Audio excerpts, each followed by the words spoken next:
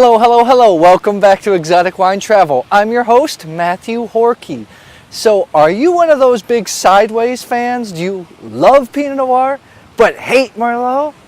Well, me too, kind of, except I really enjoy Merlot, but I really like the film, and because of Shireen, I'm starting to like Pinot Noir more and more and more. And we just finished up a week-long tasting trip through Santa Barbara County. We got to sample over 200 wines in those 6 or 7 days, and really came across with a better understanding of the region. So I wanted to share some of that with you. If you look in the background, we are not in Santa Barbara anymore. We are now in Baja, California, just south of the border of San Diego, because we're going to be tasting wines here over the next 2 months. But the weather's pretty similar to Santa Barbara. It's perfect. So I'm going to show you one of our favorite bottles of Pinot Noir. And it's from the small producer called Samsara. This is the 2013 Cargasacchi Vineyard.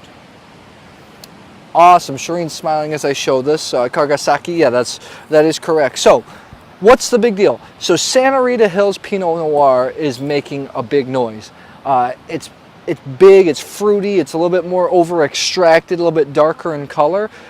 But that is for Pinot Noir that just has the Santa Rita Hills appellation on it.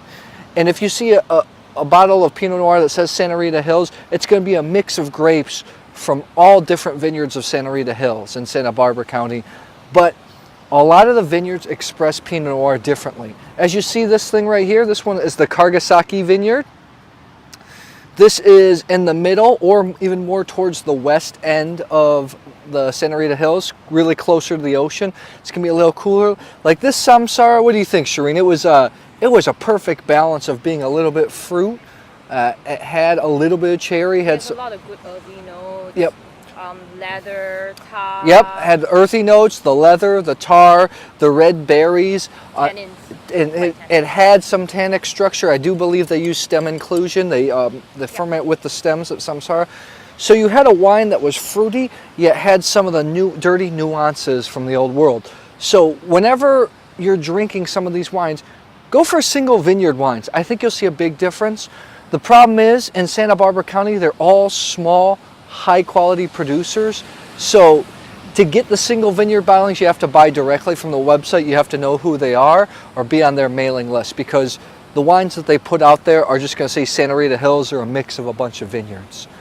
The last thing I wanted to share with you about Santa Barbara County, we had a video. I was so amazed to see tons of Italian varieties, Rhone varieties, Chardonnay, Sauvignon Blanc, Pinot Noir, of course.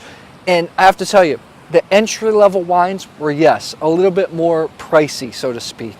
But once you hit the mid-range to the top end, I found the wines to have incredible value. This wine right here, the Samsara, $55. That's more on the high end for the Pinot Noirs there. Everything ranges from about $40 to $60. Of course, you have some bottles that are much more.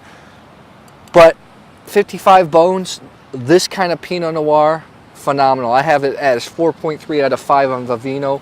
Has tons of depth, nice fruit, nice earth, a lot of complexities. There's a lot going on if you want to pay attention. So that closes up my little educational spiel about Santa Barbara. Shireen, am I missing anything?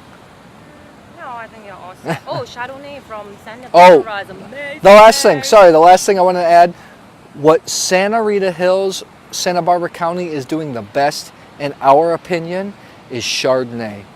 Even the basic labeled Chardonnays, the entry levels are phenomenal once you get in the single vineyard. It really shows off the potential of what Chardonnay is really all about. So check it out. If you like this video, please subscribe to our YouTube channel, Exotic Wine Travel. I will see you at the next episode.